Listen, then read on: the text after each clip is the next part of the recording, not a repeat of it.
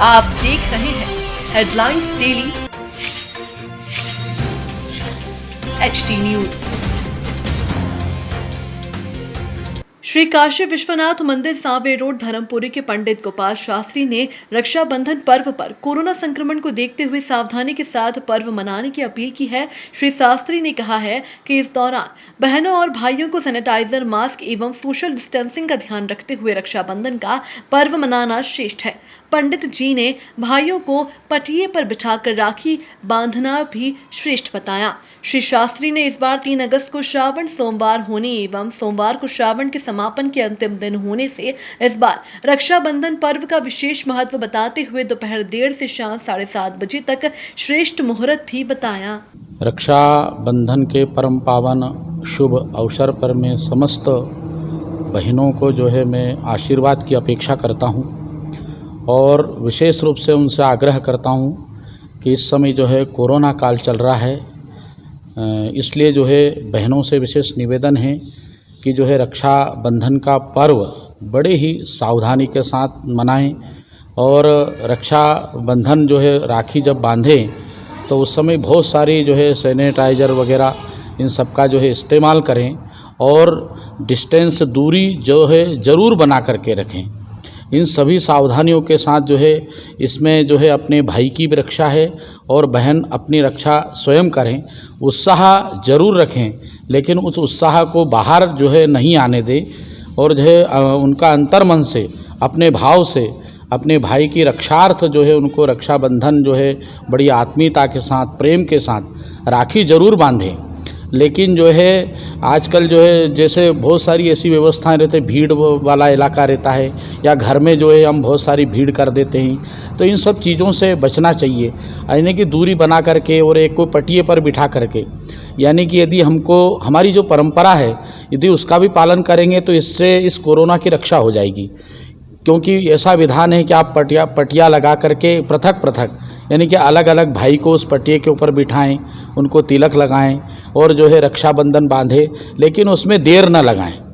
और जल्दी से शीघ्रता से इस कार्य को करके और जो है अपने भाई को आशीर्वाद दें। रक्षाबंधन वाले दिन श्रावणी उपाकर्म का भी विशेष महत्व है क्योंकि इस दिन जनेऊ बदली जाती है। पंडित श्री शास्त्री ने बताया कि सुबह 6 से 7:30 के बीच श्रावणी उपाकर्म होना चाहिए। वैसे तो किसी नदी या तालाब के पास श्रावणी उपाकर्म होता है, किंतु यदि वर्तमान कोरोना संक्रमण काल को देखते हुए घर में ही नहाने के जल में गंगा जल डालकर श्रावणी उपाकर्म श्रावण के संकल्प के साथ ही किया जा सकता है।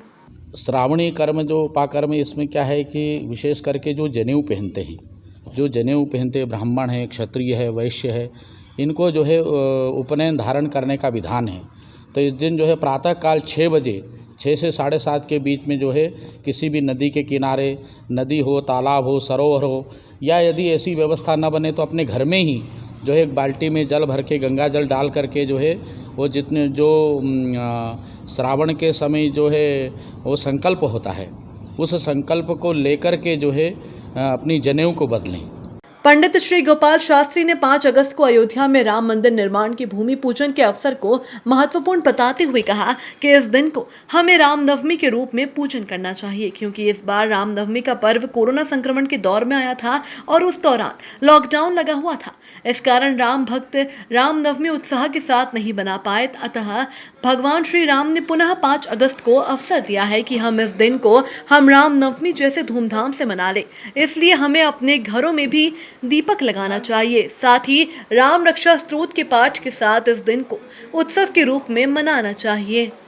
ये तो बहुत ही हर्ष का विषय है पूरे राष्ट्र के लिए। विगत 500 वर्ष से ये हमारे लिए एक बहुत बड़ा जो है दुख था। हर हिंदू के अंतःकरण उससे पीड़ित था